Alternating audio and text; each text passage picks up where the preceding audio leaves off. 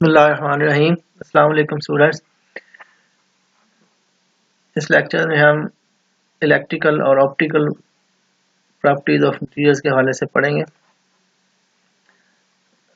We start with electrical properties. Electrical properties of materials actually quantify their response to applied electric field.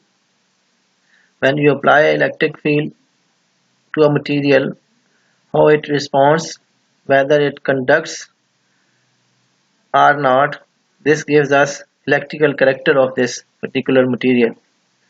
So response of a material to applied electric field is manifested in the way materials conduct the applied electric field. How do they conduct this applied electric field gives us their electrical character. And materials conduct because of their electron band structure. Actually, their electron band structure influences their ability to conduct applied electric field. Electron band structure means how their electrons are distributed in different bands that we will see next. So, electrical properties of materials refer to their response to applied electric field, and their response depends upon their electronic band structure. Normally, electrical conduction of a particular material, of a solid material, is its ability to conduct electric field, electric current, and this ability of electrical conduction is expressed in a quantitative way in the form of Ohm's law, which relates the current I that is produced when we apply a voltage across the ends of the material. And this relation is given by this equation that is called V is equal to IR. R is the resistance of the material, V is the applied voltage, and I is the current that is generated or that flows in the material when the voltage is applied. Now there is a bit of distinction between electrical resistance and electrical resistivity.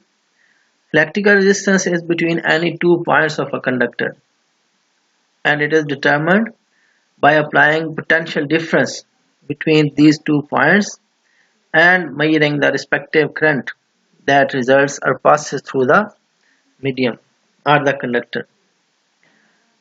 It means if you change the geometry of the conductor, its resistance may vary. Okay, but electrical resistivity, on the other hand, is independent of the geometry of the material, the particular shape of the material, and is related to the resistance through the relation given by is expressed as rho r, this rho, and it is resistance into area and unit length, or the length across which the voltage is being measured. So L is the distance between 2 points at which the voltage is measured, and A is cross sectional area, and that is perpendicular to the direction of the current.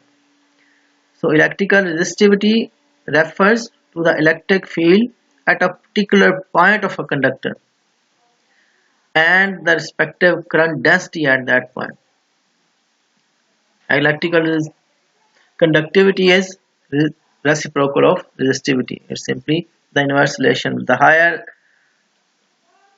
the conductivity of the material, the lower is electrical resistivity. So electrical resistance is actually a measure of resistance or opposition to the passage of current across 2 points of a conductor, whereas electrical resistivity is measure of opposition to the current at a particular point in a conductor. electrical resistance will depend upon the geometry or arrangement of the conductor, whereas electrical resistivity is independent of the geometry of the material. So it is actually the specific resistance of a material, and this does not change. Okay, whereas electrical resistance can change depending upon the shape of the conductor or its geometrical factors. Now, as we have said earlier, that the conduction, the ability of a material to conduct, or the electrical property of a material, is a function of its electron band structure, and this electron band structure actually influences electrical properties of the material, and also the optical, that we will also study in the next. Now we will see how this electron band structure influences the electrical behavior of a particular material. This is a typical band structure that we have been studying, and current that rises due to flow of electrons is termed as electron conduction or electronic current, and for ionic materials the net motion of ions results in current, and that is termed as ionic current or ionic conduction. Now we come to the materials and on their electronic band structure. Here we have in this figure shown four different arrangements. Here we see that we have lowest possible states which are filled with electrons, and then we have the highest occupied level, that is usually referred as Fermi level or Fermi energy, and then we have empty states, and then in between this empty band, normally called the conduction band, and the empty states, we have an energy band gap. This is typically a gap that needs to be traversed or traveled or jumped when we need to push electrons from here into this empty conduction band to make them available for conduction. Now if we go to three typical materials that we usually have, the categories that we have: conductors, insulators and semiconductors. Their electronic band structure is such that in case of these metals, you see they have filled valence bands, filled band energy bands, and then their conduction band is just overlapping this valence band, and then the gap between valence and the conduction band is almost non-existent. So it is very easy to make the electrons available this valence band in this conduction band. That is why the metals have higher electronic conductions or electronic possibility electrically. They are highly electrically conducting because their electronic band structure is such that with very low energies of applied potential differences, their electrons become available for conduction. है ना, क्योंकि इनके valence band और conduction band बिल्कुल overlap करते हैं, तो थोड़ी सी एनर्जी और थोड़े पोटेंशियल डिफरेंस से जो इलेक्ट्रॉन्स हैं वो हमें अवेलेबल हो जाते हैं कंडक्शन के लिए. So that is why metals are highly conducting.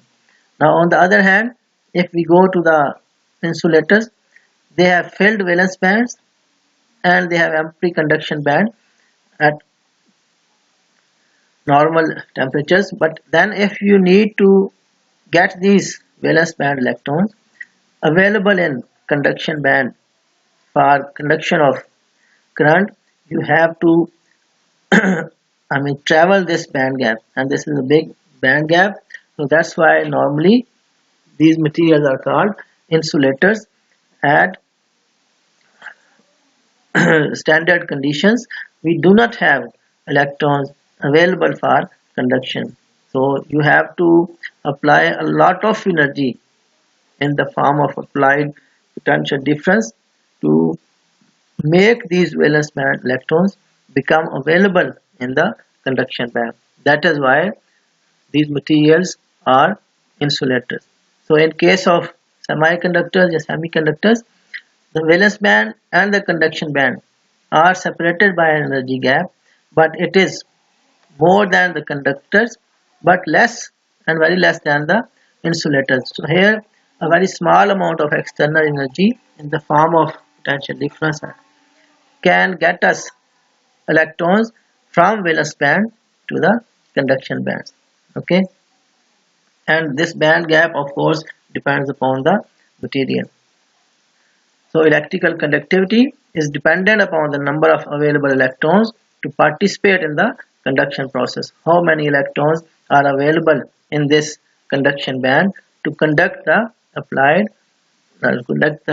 electric current, that is because of the applied voltage or potential difference. So that's how we have insulators, conductors and semiconductors that we called earlier, that electrical properties of materials refer to their response to applied electric field, and this response is what gives us their conductivity, and this response depends upon electron band structure that influences the ability of a material whether to conduct or not. And here is how these band structures are explained in case of conductors, insulators and semiconductors. Here we have Fermi energy, that we call the highest occupied energy conduction band, the band where we have the electrons available for conduction. Valence band is the band that is outermost band and from where we can get our electrons available, and free electrons that are available to conduct. Energy band gap refers to the energy gap in between valence and the conduction band, and hole is actually absence of electrons. Now here we see in case of an insulator or semiconductor, actually just for depiction, otherwise this gap that we have already seen here, that this band gap is different in case of insulators and semiconductors. Anyways, just for understanding we show this, that we have a valence band that may be filled with electrons, and then we have a band gap and then the conduction band. So in order to get electrons available for conduction, we have to excite electron from this valence band to this conduction band. So electron excites with help of applied or given energy and gets to the conduction band for conduction. But in case of metals, as we see, there is no gap, no energy gap in between valence and conduction band. So very easily electron move from the filled states to the conduction band, and this movement of electron leaves here a hole that is called the positive charge, and the hole that is actually the absence of electrons, and we have a lot of energy states available in the conduction band. So there is a possibility in the case of metals that they can absorb lot of radiations with varying wavelengths. Of course, this wavelength is related with the energy that we will see in the very next slides. So we have a lot of available states which could be occupied with the electrons getting available from this valence band.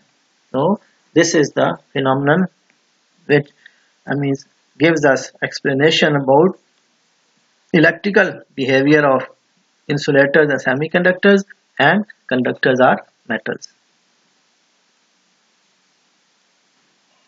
And this electrical conductivity or the movement of electrons, this has some hindrances as well. Electric field causes free electrons to move. Of course, when you apply a potential difference and create voltage difference, electric field gives energy for the movement of these electrons, and these electrons move in the direction opposite to the applied field because of their negative charge, and this movement of charge gives us what we call electrical current. But on the way, electrons are scattered on their path when they travel from one end to the other, and this scattering is because of the frictional forces that get into the path of the electron. These frictions may be from the interaction of one electron with the other, or there may be some empty spaces that we call voids, okay, or this may be due to impurities, and these interactions cause electrons to lose their kinetic energy and also change of their direction. So net electron motion is what that we call a electric or electron current. For example, this is electron moves that it has scatterings, and rather than to just move straight, it gets scattered, and this scattering actually lowers its speed that we call electron mobility. So as electrons lose their energy and become low in velocity, so this actually reduces the current.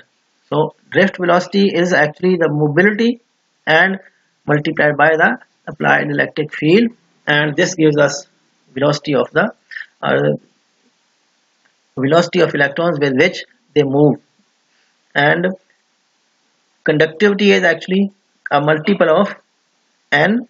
It refers to the number of charge carriers, okay. In case of electrons, these are number of electrons available to conduct, and then charge of one electron, and then their mobility. This all or multiplication of these three factors gives us what it is, the conductivity of a typical material. If you reduce this mobile factor, the mobility of electrons, of course you will have lower conductivity, and this mobility is affected by the frictional forces or the scattering events that electrons have to suffer on their path of travel. Now the materials that we conductors have two different varieties. The semiconductors, they are intrinsic semiconductors and extrinsic semiconductor. Intrinsic semiconductors, for intrinsic semiconductors, for every electron promoted to conduction band creates a hole in the valence band, okay. Intrinsic semiconductors, they are the pure semiconductors, and extrinsic semiconductors, they are impure. It means here in this case you bring in some external element to what is called typically dope this material. So in case of intrinsic semiconductors, the conductivity is a combination of electronic mobility and the hole mobility, and N and P refers to the number of electrons and the number of holes.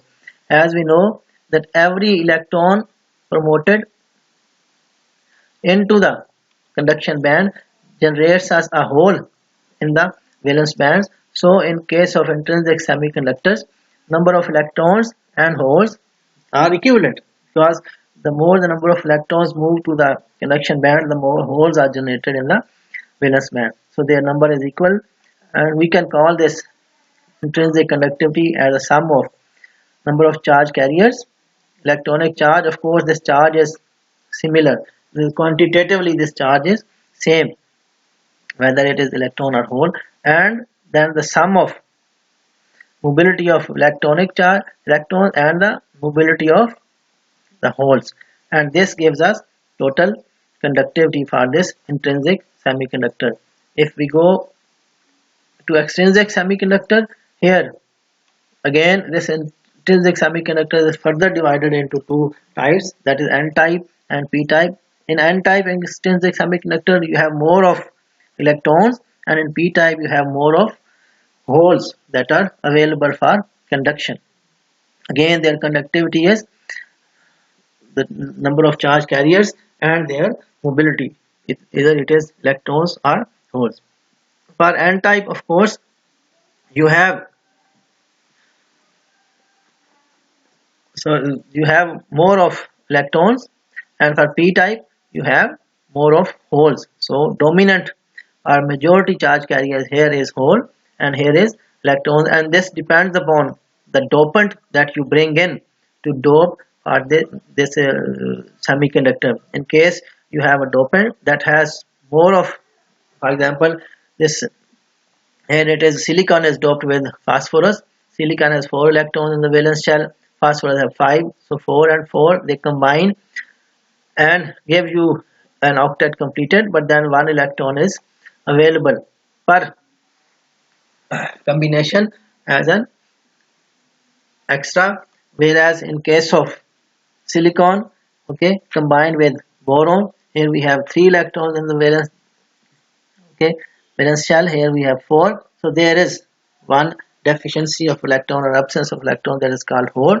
So here we have majority charge carrier as hole. So here is it is hole current, here it is electronic current. What the difference you can see between the electronic current and the hole current? Just imagine that whether it will be the conductivity more when there are more of electrons, or conductivity will be higher when there are more of holes available. Please try to guess your answer, and we then move on to the optical properties of materials.